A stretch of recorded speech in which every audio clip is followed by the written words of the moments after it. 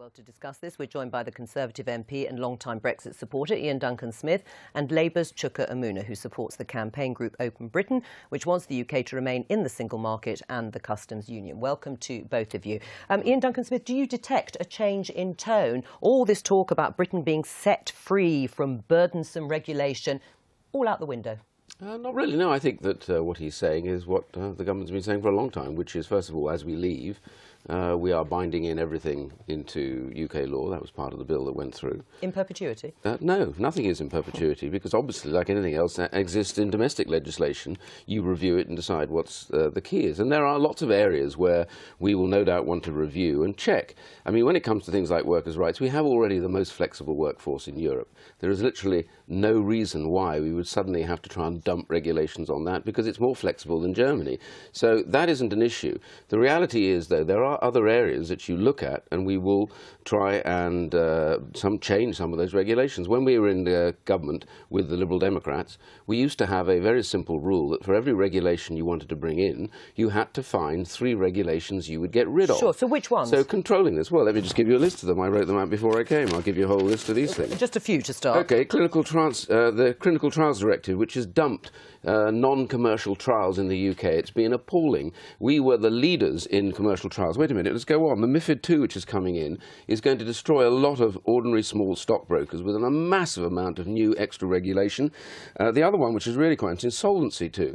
Now, Solvency II damages the UK because the UK has this equity market where people get equity release as they get older. What's actually happened now is that puts nearly 1 to 2% extra cost on that. We'll want to look at that. All right. Labelling, for example. Some of the labelling is so vast, all right. It's bigger than the packages that they now You've given us some examples. There are more than that. I'm simply saying that there are lots of areas we will look at. What he wasn't saying today is we won't look to change. What he was saying was we will always look to discuss that with our European partners in a free trade arrangement and explain to them why we want to change stuff where it's necessary, that's all. What is your evidence, Chuka Umunna? We've had some examples from Iain Duncan Smith, but any evidence that the government is planning anything like a bonfire of the regulations after Brexit?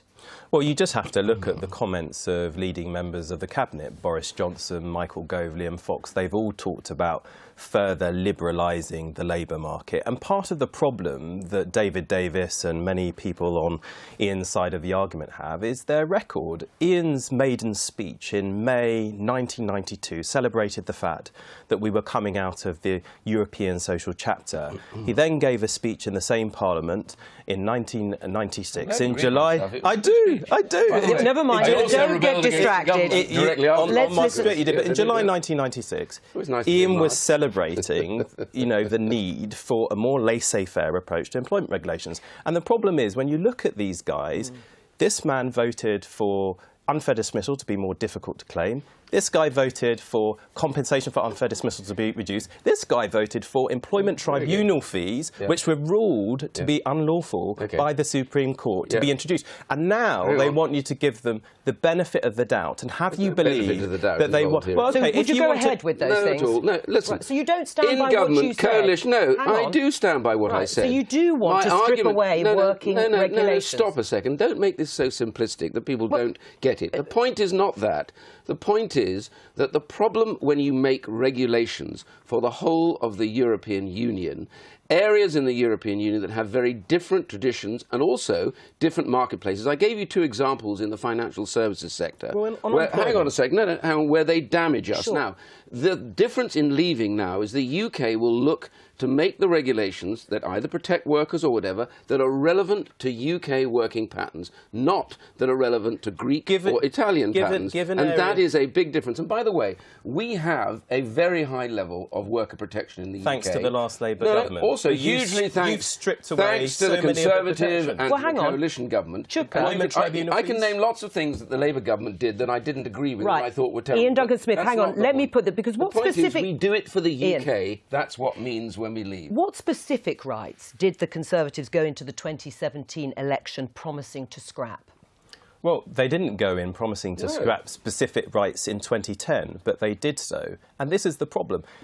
in many respects, you say, well, what is the evidence? We know what they wanted to do. Evidence? Well, the Beecroft review. There is. The Beecroft review. Wait a minute, Iain Duncan Smith. Let him respond. Let him respond. The Beecroft review, which was done during the 2010 to 2015 Parliament, made a whole series of recommendations.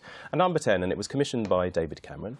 Iain Duncan Smith was part of that cabinet, made a load of recommendations, and it was dumped partly. Well, first of all, half of it was actually implemented, and the other half wasn't implemented because EU employment law protected British workers and stopped them stripping Let me get the record straight on this. The Beecroft review came in, and all of us argued that we did not have the need for implementing any of that stuff because we have... Why was it commissioned then in the first place? Because he actually did put forward and propose quite radical regulations. It was commissioned by Steve Hilton because he wanted a business to come and look at whether or not it's feasible to make our labour force more flexible. The argument I made at the time, and I continue to make, the UK now, and I was in Germany not so long ago talking to them, and they say, we admire it because you have a more flexible set of regulations than we do. That means less protection. Hang on a second. The reality, therefore, is we already have a much greater, more flexible workforce. And here's what happens when you have a really flexible workforce. You end up with low unemployment, more people back in work than anywhere else in Europe. But let's talk about what you've actually said, because you said we should use Brexit to slash red tape and regulation. We could whittle away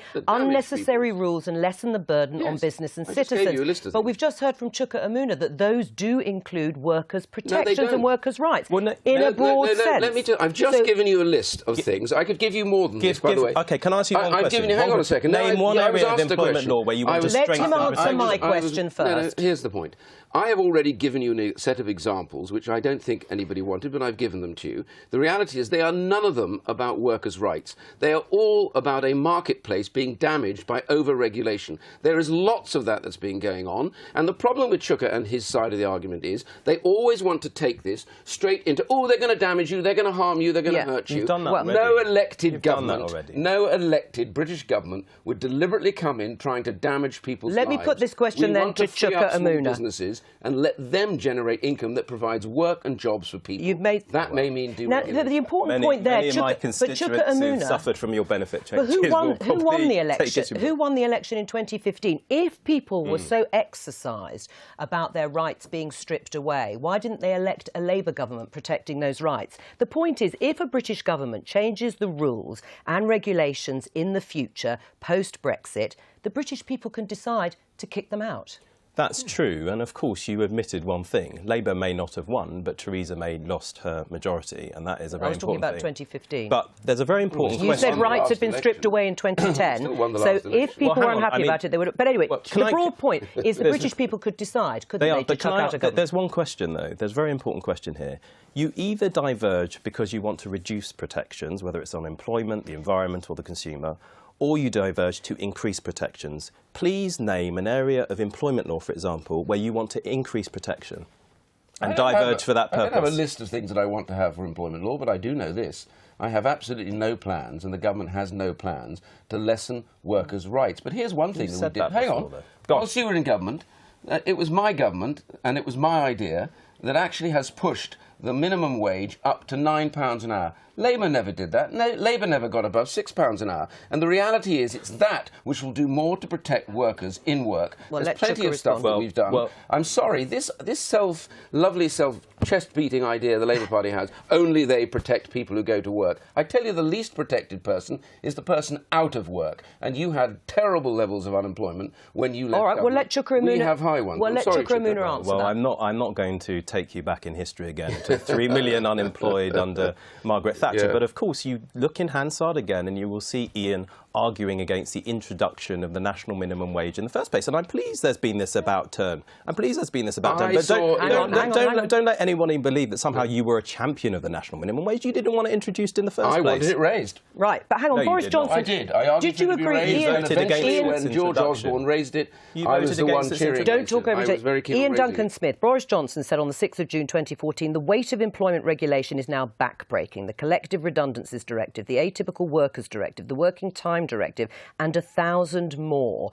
Do you agree with him that these are the things that have been backbreaking for the British workforce? I think it's important to look at all regulations that came in via the European Union, decide whether or not they work well in the UK. But I gave you a list. I know you've given that example. No, but just my point I want to make is there is a whole list of things which we don't think fits the UK's way of working. And when we have a free trade arrangement, what we want to be able to do is to preserve those good bits and make sure the other bits either are changed and modified or get rid of it. Iain Duncan, what is the point of leaving the EU if Britain doesn't massively deregulate? I mean, what will the country have to offer post-Brexit unless it is a low-tax, low-regulation economy? Well, the truth is what we will not have is the massive level of cost of money that we have to send to the European Union. We will not also have to impose many of those damaging regulations I talked about that destroy British But that's not the answer to my question. Hang on a second. I've just told you deregulation isn't always just about people's workers' rights. It's also about